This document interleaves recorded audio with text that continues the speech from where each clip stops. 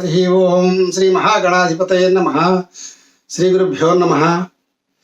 కాయ్ TV media ప్రేక్షకులకు నమస్సుమాంజలి.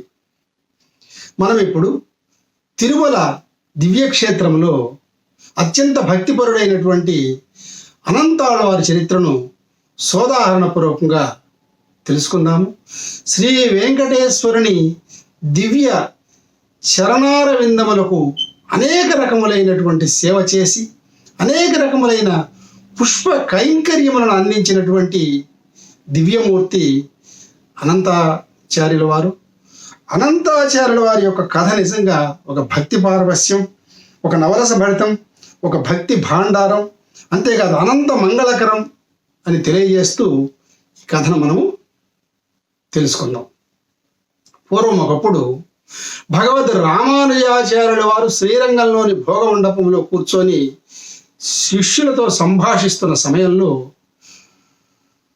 కలియుగ వైకుంఠమైనటువంటి తిరుమల కొండపై, అంటే ఆ రోజుల్లో తిరుమల క్షేత్రాన్ని ఏమని పిలిచేవాళ్ళు అంటే ఆదివరాహ క్షేత్రం, అదే ఇప్పటికీ అదే పేరు.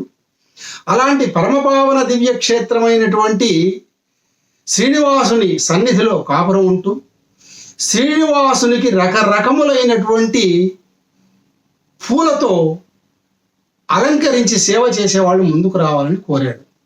వెంటనే ఆలోచించకుండా శ్రీనివాసుని యందు అపారమైనటువంటి భక్తి కలిగినటువంటి అనంతాళ్వారు లేచి నేను వెళ్ళి సేవ చేస్తానని చెప్పాడు. తన భార్య ఆనాటికి నిండు గర్భవతి అయినప్పటికీ వెనుకాడకుండా భగవంతునిపై భారముంచి గురువు గారి మాటను వ్యగ్రతించకుండా మన్నించి వెంటనే అతి కష్టం మీద తిరుమల క్షేత్రానికి చేరతారు. స్వామివారి ఆనంద నిలయానికి వసంత మంటపానికి పక్కన ఒక స్థలము చూచి ఆ స్థలంలో చక్కగా ఒక తోటను ఏర్పాటు చేస్తాడు. రకరకాల పూలను పెంచుతాడు. స్వయంగానే భార్యతో కలిసి ఆ తోటకు కావలసిన నీళ్లను ఉపయోగించుకున్నట్టుకు ఒక బావి, అంటే ఒక చెరువు తవ్వుతాడనమాట. అది ఇప్పటికీ మనకు కనిపిస్తుంటుంది వైకుంఠం క్యూ కాంప్లెక్స్ పక్కన. అంత సేవ చేశాడండి ఆయన. సుప్రభాత సేవ మొదలుకొని ఏకాంత సేవ వరకు స్వామివారికి కావలసిన రకరకాల పుష్ప కైంకర్యములన్నీ కూడా అనంతాళ్వారి చేతుల మీద నడిచినాయి అంటే ఆయన భక్తి ఏపాటితో అందరికీ అర్థమయ్యే ఉంటుంది. ఎన్ని రకాల పూలు పెంచాడండి ఆయన. సుగంధ పరిమళ భరితమైనటువంటి జాజి, విరజాజి, మల్లె, గులాబీ, సంపంగి, మరువం, దవనం, చామంతి, కనకాంబరం, కదిరిపచ్చ, కమలం, తామరం, బిల్వం, మందారాలు, ఇలాగా లెక్కకు మిక్కిలిగా అనేక రకాల పూలను పెంచి ప్రతిరోజు పూల మాలలు కట్టి వేరే ధ్యాస లేకుండా మనస్సంతా స్వామి యందు నిలిపి స్వామివారికి అందించేవాడు. అంత భక్తాగ్రేశ్వరుడు. అయితే అకుంఠిత దీక్షా దక్షతతో స్వామివారికి, ఎందుకంటే స్వామివారు శ్రీ మహావిష్ణువు అలంకార ప్రియుడు కదా, శ్రీ మహావిష్ణు స్వరూపుడైన దివ్య కవచాలంకృత దివ్య మందార దేహుడైనటువంటి శ్రీనివాసుడు అనంతాళ్వారి యొక్క భక్తిని పరీక్షిస్తాడండి. అమ్మవారితో కలిసి ఇద్దరు కూడా కొన్నాళ్ళు ఆ తోటలో ఒక రాజకుమారుడు రాజకుమారి వేషం వేసుకొని ఎవరు కనుక్కోకుండా విహరిస్తారు. ఆ తోటను చిందరవందర చేస్తారు. చెట్లు పూలు అన్ని నలుపుతారు. ఎట్లంటే అట్ట చిందరవందర చేస్తారు. ప్రతిరోజు స్వామివారి కైంకర్యములకు కావలసిన పుష్పములను సేకరించడానికి అక్కడికి వచ్చినటువంటి అనంతాచార్యుల వారు ఈ దృశ్యమును చూసి కుమిలిపోతాడు. ఎవరో దుర్మార్గులు స్వామివారి కొరకు నేను పెంచుతున్న ఈ తోటను పాడు చేస్తున్నారు, ఎట్లయినా కాపుగాచి వాళ్ళని పట్టుకోవాలని ఒక సాయం సమయాన ఒక పదలిల్లు మాటన నక్కి పట్టుకునే ప్రయత్నం చేస్తాడు. ఈ స్వామివారు జగన్నాటక సూత్రధారి కదా, భార్యతో కలిసి సాయంత్రం పూట ఆ రోజు వెళతారు. ఆయనకు తెలుసు, ఆయనకు తెలియదే ఉంది. ఆయన భక్తిని మనకు లోకానికి చాటుతాడనమాట ఈ విధంగా. వెంటనే రాకుమారుడు రాజకుమారి వేషం వేసుకొని అక్కడ ఉన్నటువంటి అన్ని చెట్లను పాడు చేస్తుంటారు. పూల తోటను చిందరవందర చేస్తుంటారు. కోపం వచ్చినటువంటి అనంతాళ్వారు ఎవరో దుర్మార్గులు వచ్చారని ఒక్క ఉదుటిన లేచి వాళ్ళిద్దరిని గట్టిగా పట్టుకుండే ప్రయత్నం చేస్తే ఆ పెనుగులాటలో స్వామివారు అప్రదక్షిణంగా వెళ్ళి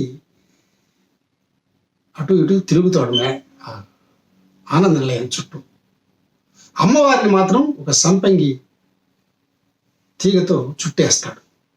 అమ్మవారు అంటుంది, అయ్యా, నా భర్త ఎంత చెప్పినా వినలేదు, నేను నిమిత్త మాత్రాల్ని, నువ్వు నాకు తండ్రి లాంటి వాడివి, నన్ను వదిలిపెట్టమని వేడుకుంటుంది. లేదు లేదు, నువ్వు నాకు చిక్కావు, మీ సంగతి ఈరోజు తేలుస్తాను. నా స్వామి కొరకు నేను తయారు చేస్తున్నటువంటి ఈ పూలను ఈ విధంగా భంగం చేసే వాళ్ళని నేను వదలను అని అమ్మవారిని కట్టేస్తాడు. అమ్మవారు చిరునవ్వు నవ్వుకుంటూ ఉంటుంది. ఇలా ఇక్కడ జరుగుతున్న సందర్భంలో అక్కడ తెల్లవారేటప్పటికీ బంగారు వాకిళ్ళు తెరిచి ఆచార్యవైలు అందరూ కూడా వచ్చి స్వామివారికి సుప్రభాత సేవను ప్రారంభిస్తారు. అదే సమయంలో స్వామివారి యొక్క ద్రోహబేరంలో విగ్రహంలో వక్షస్థలంలో అమ్మవారు లేదు. ఏమైంది? ఆమె వ్యూహలక్ష్మి కదా, అలివేలు మంగమ్మ, ఈమె లేకపోవటం ఏంది అని దిగులు పడుతూ ఉన్న సమయంలో స్వామివారి ఒక భక్తుడైన ఆచార్యులు ఒంట్లోకి ప్రవేశించి చెప్తాడనమాట, అనంతాచార్యుల వారి తోటలో అమ్మవారు బంధింపబడి ఉంది, తీసుకొని రమ్మని. వెంటనే అందరూ గోవిందనామస్మరణ చేస్తూ అనంతాచార్యుల వారి తోట దగ్గరికి వెళ్తారు. మాడవీధుల కొండ ఆనంద నిలయానికి పక్కనే. అంటే ఇప్పుడు వైకుంఠం క్యూ కాంప్లెక్స్ అనేది కూడా దాని పక్కనే ఉంటుంది. ఆల్వార్ ట్యాంక్ కాటేజ్ అని కూడా మనం అంటాం. అక్కడ రూమ్స్ అవి వస్తువులు అన్నీ ఉంటాయి.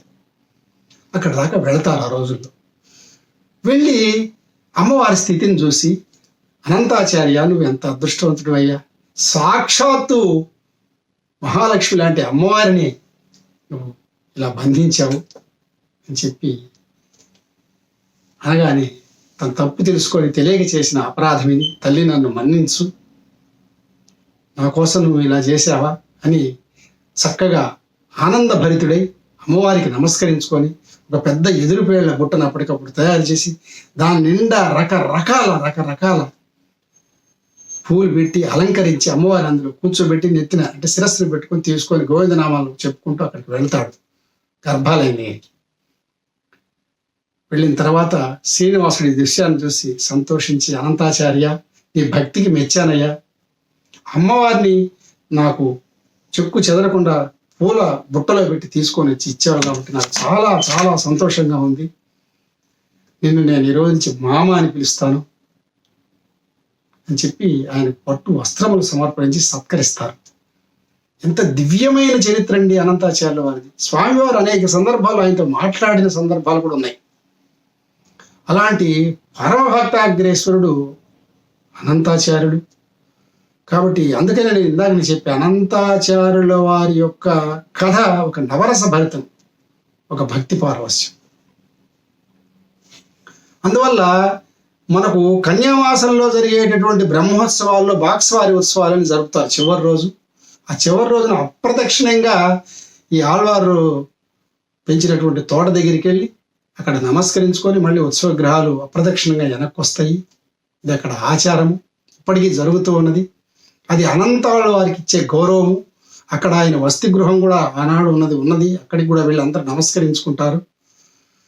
కాబట్టి అకుంఠితమైన దీక్ష దక్షతతో స్వామివారిని సేవించినటువంటి అనేక మంది భక్తుల్లో అనంతాళ్ళ వారు ఒక గొప్ప భక్తుడని తెలియజేస్తూ, అనంతాళ్ళ వారి యొక్క ఈ భక్తికి సంబంధించిన కథను ఎవరైతే చదువుతారో వాళ్ళ యందు తప్పకుండా ఆ శ్రీ వెంకటేశ్వరుడు ఉండి కరుణించి అనుగ్రహిస్తాడు అనటంలో ఏమాత్రము సందేహం లేదు. ఓం నిరంజనాయ విద్మహే నిరాభాసాయ ధీమహి తన్నో శ్రీనివాస ప్రచోదయాత్. స్వస్తి. మరిన్ని అప్డేట్స్ కోసం మా కాయ్ టీవీని సబ్స్క్రైబ్ చేసుకోండి. మా వీడియో కనుక మీకు నచ్చినట్లయితే లైక్ చేయండి, షేర్ చేయండి.